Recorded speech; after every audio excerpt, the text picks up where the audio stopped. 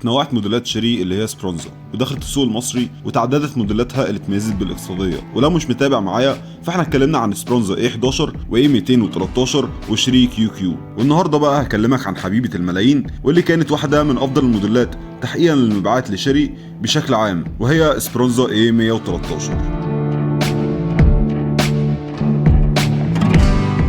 سبرونزا A113 جاب بتصميم بسيط لكن من رأيي جميل.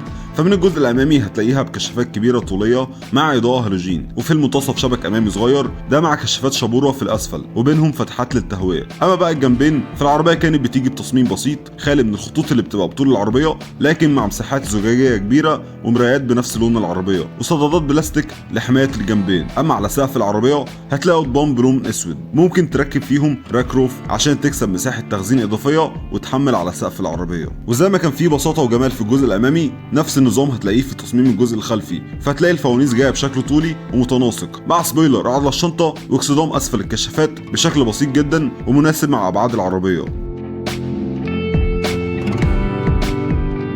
سبرونزا A113 نزلت بفئتين، الاولى واللي كانت من بدايه اصدارها في 2006، والفئه الثانيه واللي استمرت لاخر اصدار ولحد ما توقف انتاجها في 2014. والفئتين نزلوا بتجهيزات متشابهه جدا مع اضافات بسيطه عن الفئه الاولى. فالتجهيزات الاساسيه كانت بتتمثل في سنتر لوك وتكييف وازاز كهرباء وساوند سيستم، ده مع امكانيه تعديل وضعيات الكراسي والدركسيون. اما بقى مساحات التخزين فكانت منتشره بشكل ملحوظ في العربيه، واللي من رايي انها مفيده اكتر سواء للركاب او اللي بيسوق. فعندك في التابلو هتلاقي مساحه كبيره للتخزين، وفي الابواب وتحت الكرسي الامامي حتى تحت الطفايه هتلاقي درج صغير. فكده يعني من الاخر العربيه دي جيوبها كتير. اما بقى التجهيزات الاضافيه فهتلاقيها في حاجات بسيطه زي وحده رفع الازاز وامكانيه التحكم فيها بشكل كلي من السائق، وضيف على ده بقى امكانيه تحكم جديده وكانت عن طريق التحكم في ارتفاع وانخفاض لمبات المصابيح الاماميه وتوجيه الضوء، وده اوبشن مش هتلاقيه غير في العربيات الحديثه خاصه من بعد 2010. نيجي بقى لوسائل الامان، وعايز اقول لك ان العربيه كانت منعدمه من وسائل الامان اللهم الا ABS، واللي كان بيجي تقريبا مع اصدارات الفئه الثانيه، ده طبعا مع حزمه الامان.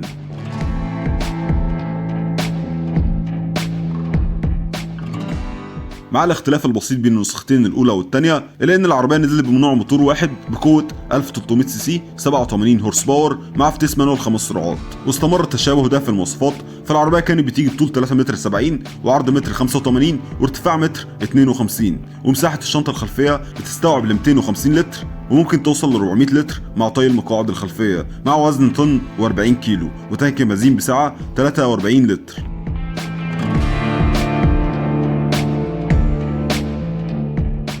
لو تفتكر في اول الفيديو هتلاقيني بقولك على A113 حبيبه الملايين، وده بسبب مبيعاتها القويه جدا واستمرار تداولها لحد النهارده في مصر، وده بيرجع لمميزات العربيه. فاول ميزه الاقتصاديه، A113 اقتصاديه بشكل كبير جدا في استهلاك البنزين بمعدل 6.5 لتر لكل 100 كيلو، وده من رايي معدل ممتاز جدا. وطبعا لازم تبقى عارف ان المعدل ده بيختلف على حسب اسلوب القياده ومع الاوزان. تاني ميزه قطع الغيار، قطع غيارها سعرها مقبول غير انها متوفره في اماكن كتير. تالت ميزه تجهيزات، ودي ذكرتها لك بالتفصيل قبل كده، ومن رايي بالنسبه لسعرها مع التجهيزات دي فالعربيه ممتازه جدا. رابع ميزه المساحه الداخليه، فبرغم ان العربيه هاتشباك وتبان صغيره الا ان العربيه تستوعب ل4 افراد وممكن 5 بشكل مقبول جدا. خامس ميزه تجربه القياده، تجربه القياده للA113 مع السرعات العاليه ممتازه جدا وممتعه، وده بسبب الاتزان القوي واللي بيرجع نتيجه لمتانه العفشه، وبالاضافه للاتزان هتلاقي منها عزل عن اصوات الطريق بشكل افضل بكتير من سيارات تانية من نفس الفئه. سادس ميزه ارتفاعها عن الارض،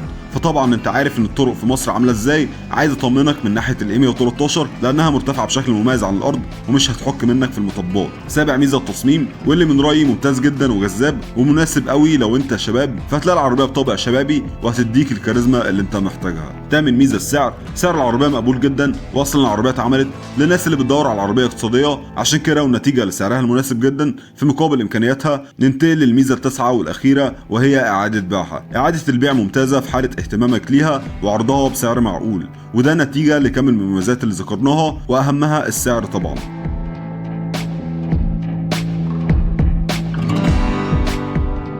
مع المميزات الكتير اللي ذكرناها بالنسبه لاي 113 حابب اقول لك اوعى على عربيه تغرك، وده لان في عيوب ظهرت مع العربيه لازم تعرفها.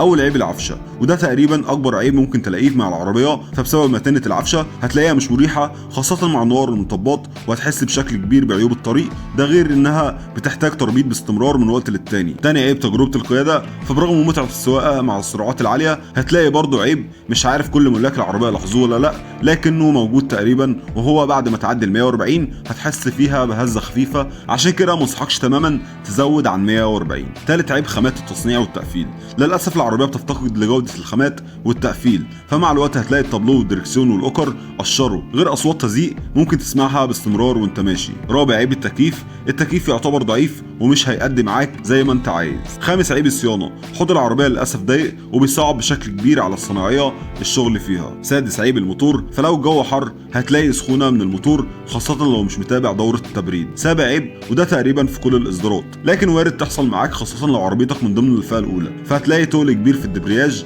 وصعوبه في استعماله، وده اللي بيظهر مع الوقت، ووارد جدا يكون من الاستخدام الخاطئ، لكن المشكله دي متكرره، ولو حصلت معاك وصنايعي طلب منك ديسك او اسطوانه روح لحد تاني وتالت، لان المشكله بتكون بعيده تماما عن الديسك والاسطوانه، وممكن تكون محتاجه لتغيير رياي او جزء من الدبرياج.